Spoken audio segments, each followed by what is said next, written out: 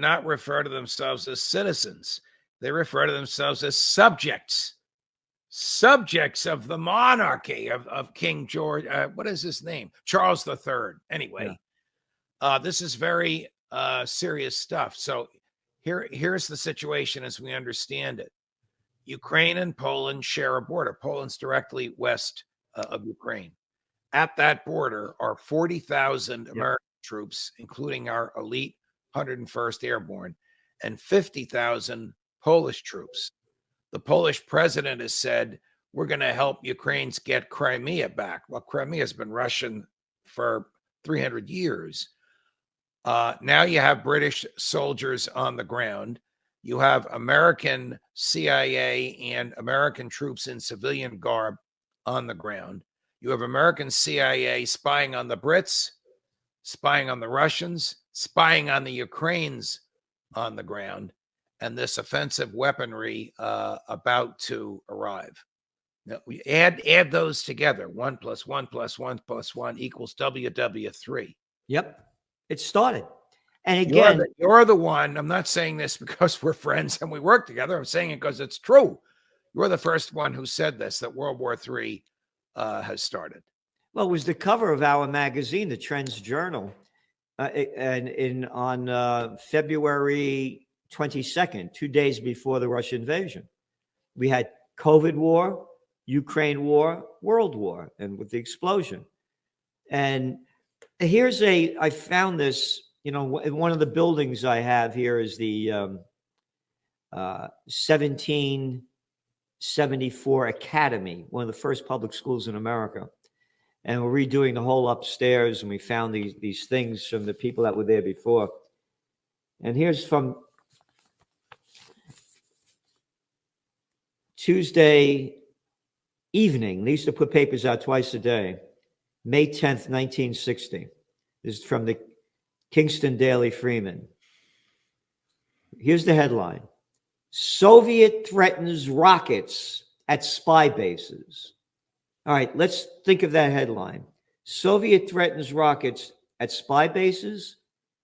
Number one, what's a spy base? And why does America have spy bases over there when we're Americans and we have our own national interests?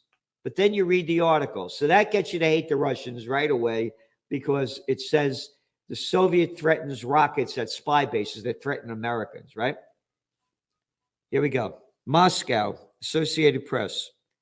Premier Nikita Khrushchev warned Monday night that Soviet rockets will shoot down any more spy planes that venture over Soviet soil, and his government will take, quote, appropriate countermeasures. Wait a minute. It says Soviet threatens rockets at spy bases. No. The Soviets are threatening to shoot down American planes that are flying over the Soviet Union. But it would be perfectly fine for Soviet planes to fly over America.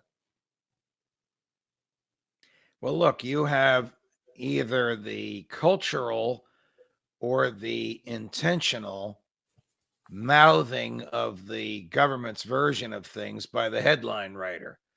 The headline writer should say, Soviets threaten to shoot down America, invasion of Soviet airspace. But they're not going to say that. They're going to make it sound like somehow we have the moral right to invade Soviet airspace, and that Khrushchev is a dangerous thug to want to shoot the planes down.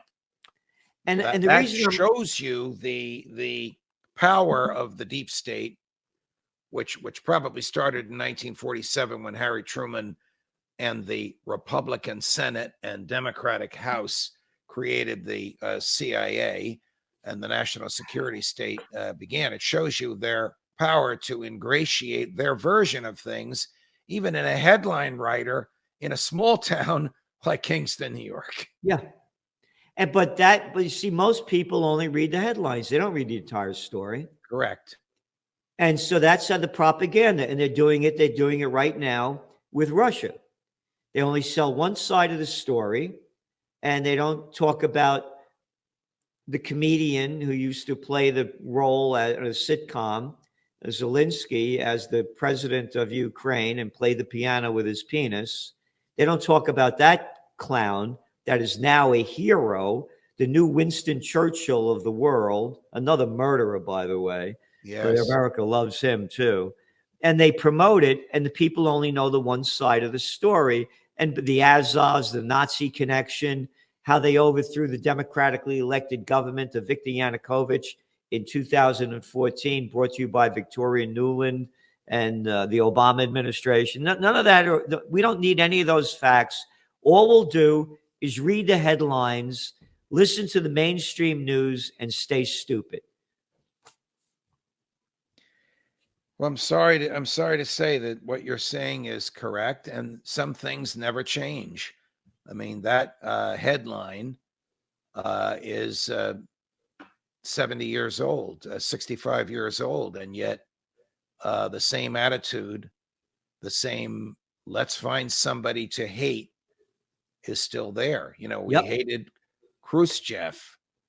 We hated North Vietnam. We hated Saddam Hussein.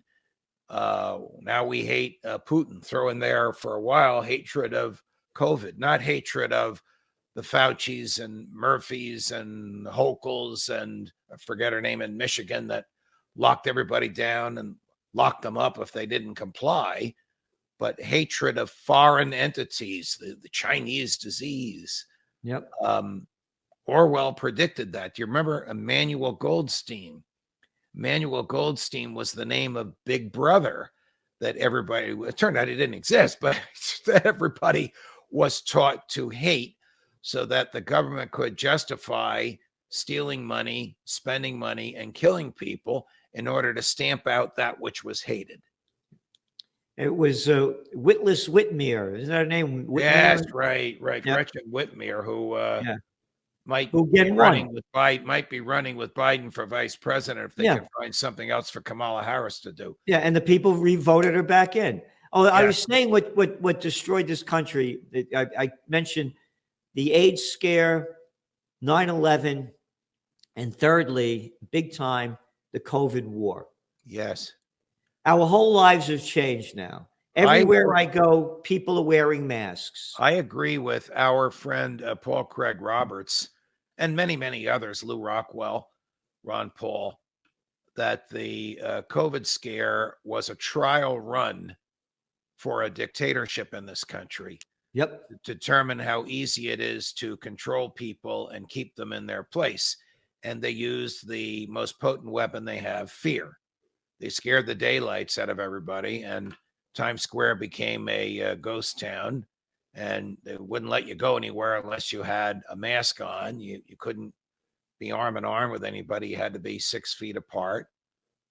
A Catholic bishop in New Jersey that refused to close the churches was visited by 5 Catholic state troopers who said, you know, Your Excellency, we have to arrest you if you don't close those churches. And an elderly gentleman, he did close the churches. And so it worked. The government demonstrated to itself the ease with which it could control everybody. Forget about the Constitution, forget about the laws, forget about the Bill of Rights. It's just government control. Paul Craig Roberts is right. It was a trial run. God only knows when it'll happen again and how long it'll last the next time. Well, the trial run is World War III. And just as the people marched off to the COVID war, just as they marched off, I'm a Yankee Doodle dandy, Yankee Doodle do or die. Yeah, over there. Oh, the Yanks are coming over there. What are you doing over there? Oh, no. When you mentioned about little Georgie Bush, about you try to kill my daddy, Saddam Hussein, how come? Oh, you mean because his father invaded and slaughtered a couple of 100,000 Iraqis? Correct. No, we won't talk about that. No, you can't say that. You're not allowed to say that. America had every right to go over there and destroy the place. It's been doing it forever, you know, since we've been born. So why should they not stop?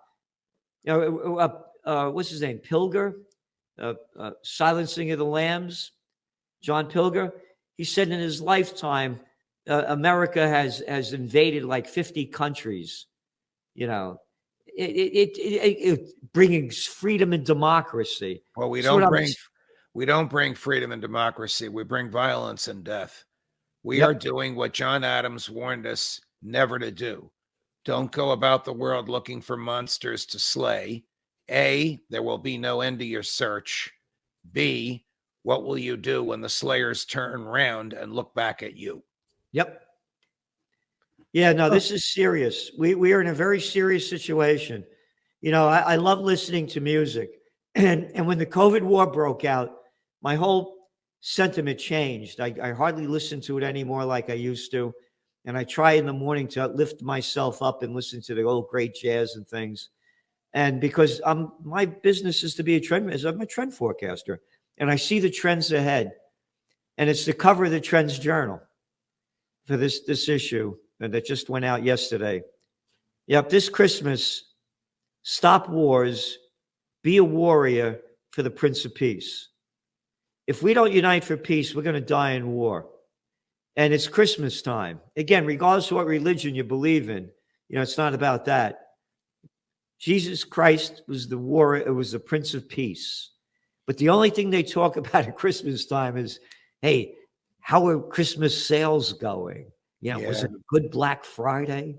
Oh, and by the way, we have to get rid of that word Black Friday. I find that racist. Let's really be stupid. But anyway, we have to unite. And my mission in 2023 is to do everything I can in two ways. Number one, at 76 years old, I'm fighting for the spirit of 1776. And in doing that, we need a new third party. And Judge Napolitano to be ahead of that new third party. That's the way I see it changing, because there's no one out there in America that has the knowledge, the passion, the caring, and the heart and soul that you do in knowing what's happened to this country and our loss of rights and what we have to do to get them back. So thank you very much, Judge. Thank you, Gerald. God bless you. All the best. All the best.